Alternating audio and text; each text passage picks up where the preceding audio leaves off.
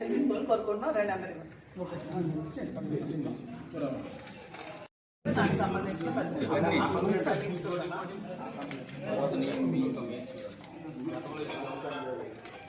Sir గతంలో ఇచ్చిన complaint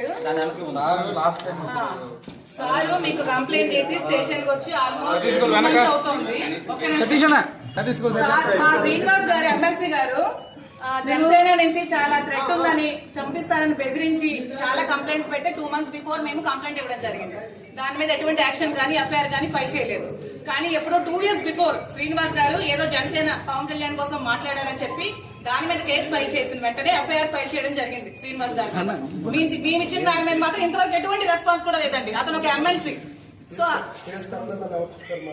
మాకు ఇంతవరకు మాకు కట్టే మాకు రావాలి కదండి. కేసు అయితే కాపీ ఇవ్వాలి కదండి.